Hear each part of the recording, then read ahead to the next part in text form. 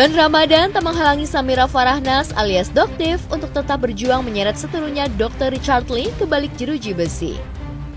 Tidak ditahannya Richard Lee padahal statusnya sebagai tersangka dan ancaman hukumannya pun di atas 5 tahun, pastinya membuat Doktif kecewa, apalagi Dr. Richard Lee hanya dikenakan wajib lapor dan dicekal ke luar negeri. Namun Doktif tetap yakin dan percaya akan kinerja kepolisian yang akan bertindak adil. Benarkah Doktif ingin agar berkas perkara Dr. Richard Lee segera dilimpahkan ke kejaksaan? Doktif percaya dengan penyidik Polda Metro Jaya tegak lurus.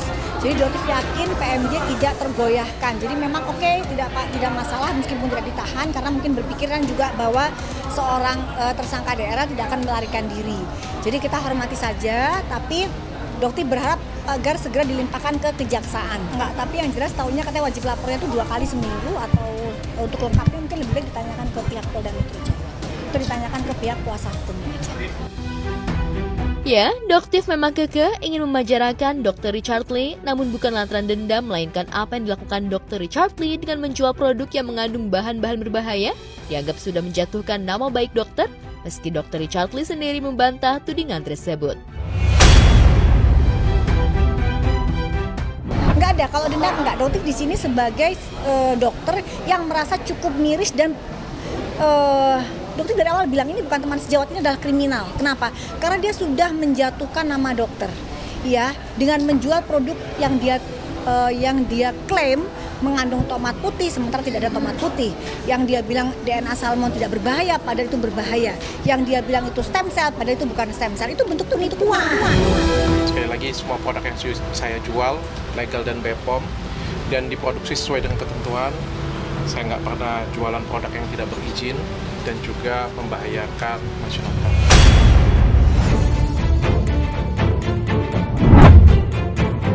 Sementara itu, jika Dr. Richard Lee terancam masuk bui, Nikita Mirzani justru meyakini jika putusan kasasi nanti akan meringankan hukuman Nikita, yang artinya tahun ini Nikita akan kembali menghirup udara bebas. Harapan Nikita pun seolah diamini oleh Doktif yang juga yakin jika Nikita akan mendapatkan keringanan hukuman. Dan Doktif yakin nanti kasasi juga mungkin akan jauh lebih ringan dibanding yang sebelumnya. Seperti itu. Ya, sejak mendekam di balik jeruji besi, kondisi kesehatan Nikita memang naik turun, bahkan beberapa kali Nikita kerap mengeluh sakit gigi. Bisa jadi sakit giginya Nikita gara-gara mengalami kerugian miliaran akibat laporan Reza Gladys. Kegiatan di dalam kita seperti biasa, ada kegiatan puasa, tarawih. Tak mau menyerah begitu saja, Nikita menggugat balik Reza Gladys atas dugaan perbuatan melawan hukum dan menuntut Reza ganti rugi miliaran. Tak hanya itu, laporan Nikita terhadap Reza Gladys terkait illegal akses kabarnya sudah mulai sidik. Karya terus berprestasi dan terus memproduksi produk-produk yang terbaik. Nah, ternyata yang mereka tuduhkan itu kita laporkan balik pada bulan Agustus. Nah, hari ini prosesnya masuk ke tahap penyidikan. Artinya apa? Yang mereka dalilkan itu dianggap bahwa itu adalah sebuah pemerasan dan lain sebagainya. Nah, ya, Doktif juga berdoa aja yang terbaik ya buat Nikita Mirzani. Dan salah satu kasus yang sudah naik